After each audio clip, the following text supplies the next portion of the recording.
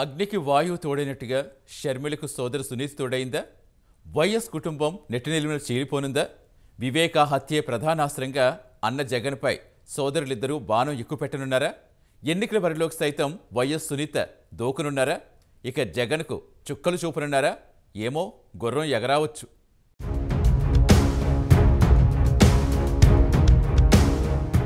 రాజకీయాలు సిద్ధాంతాల కోసం కుటుంబ సభ్యులు విడిపోయిన సందర్భాలు అనేకం. తాజాగా ఏపీలో అన్నాచెల్లెళ్ల మధ్య రాజకీయ పోరాటం జరుగుతుంది. వైఎస్ కుటుంబం నిలువునా చీలిపోనుంది. చీలిపోవడమే కాదు, రోడ్డున పడుతోంది. వైఎస్ రాజశేఖరరెడ్డి కుమార్తె షర్మిల ఏపీ రాజకీయాల్లో ప్రవేశించి పీసీసీ అధ్యక్షురాలిగా పూర్తిస్థాయిలో రంగప్రవేశం చేశారు.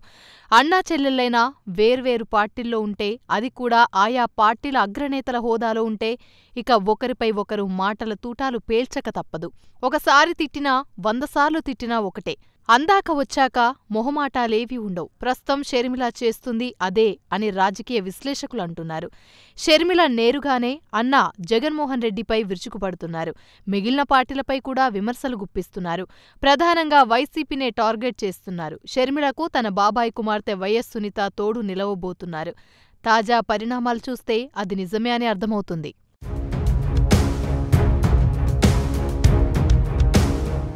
కడప పార్లమెంట్ నియోజకవర్గం వైఎస్ ఫ్యామిలీ అడ్డా.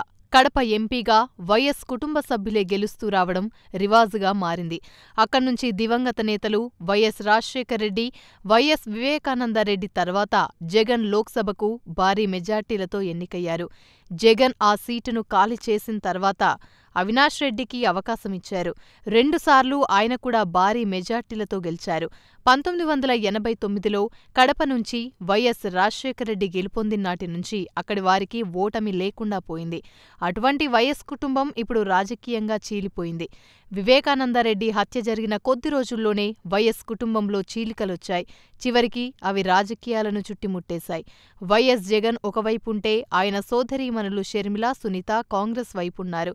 తన తండ్రి హత్యలో కుటుంబ సభ్యుల పాత్ర ఉందని సునీత గతంలోనే వెల్లడించిన సంగతి తెలిసిందే.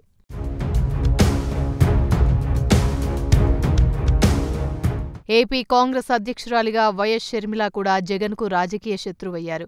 ఒకసారి విభేదాలొచ్చిన తర్వాత మళ్లీ కలవడం అంత తేలిక కాదు. వివేకా కుమార్తె సునీత కూడా కాంగ్రెస్లో చేరుతున్నారన్న ప్రచారం మొదలైంది. సునీత కాంగ్రెస్లో చేరేందుకు సిద్ధమయ్యారని తెలుస్తోంది. తండ్రి హత్యకి కారణమైన వాళ్లకు శిక్ష పడాలని, తనకు న్యాయం చేయాలన్న డిమాండ్తో ఎన్నికల బరిలోకి దిగాలనుకుంటున్నారని తాజా పరిణామాలతో అర్థమవుతుంది. సునీత కాంగ్రెస్ పార్టీలో చేరి కడప నుంచి లోక్సభ బరిలో దిగేందుకు సిద్ధమవుతున్నారని ఆ పార్టీ వర్గాలంటున్నాయి. ఒకవేళ అదే జరిగితే ప్రస్తుతం కడప ఎంపీగా ఉన్న అవినాష్ రెడ్డిపై పోటీ పడాల్సి ఉంటుంది. వివేకా హత్య కేసులో అవినాష్ రెడ్డిని సునీత ప్రధాన నిందితులుగా అనుమానిస్తున్నారు. కోర్టులో సైతం వాదనలు ఈ దిశగానే వెళ్తున్నాయి. తన తండ్రిని చంపిన వారిని ఓటు ద్వారా శిక్షించాలని, తనకు న్యాయం చేయాలని సునీత ప్రచారం చేస్తే దాని ఇంపాక్ట్ ఎంత ఉంటుందో ఊహించడం కష్టమే. ఎందుకంటే రాజకీయాల్లో సానుభూతిని మించిన పెద్ద అస్త్రం లేదని చాలాసార్లు నిరూపితమైంది. అవసరమైతే జనసేన, టీడీపీ కూటమి కూడా లోపాయకారిగా సహకరించే అవకాశం ఉంటుందని రాజకీయ పరిశీలకులు అంటున్నారు.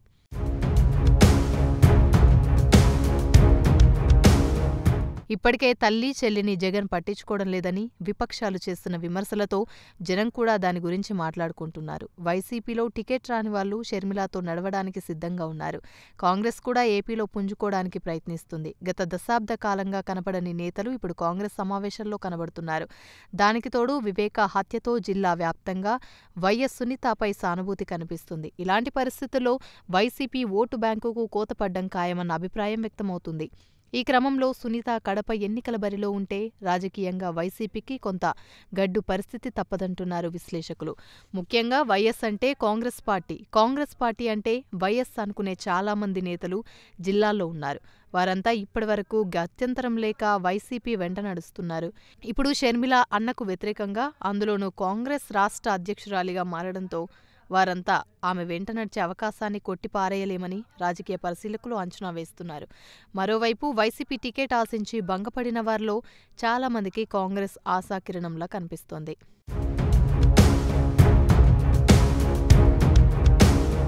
సునీతతో పాటు షర్మిల కూడా ఎన్నికల్లో పోటీ చేయాల్సి ఉంటుంది. పీసీసీ చీఫ్గా ఉండి ఎన్నికల్లో పోటీ చేయకపోతే తప్పుడు సంకేతాలు వెళ్లే ప్రమాదం ఉంది.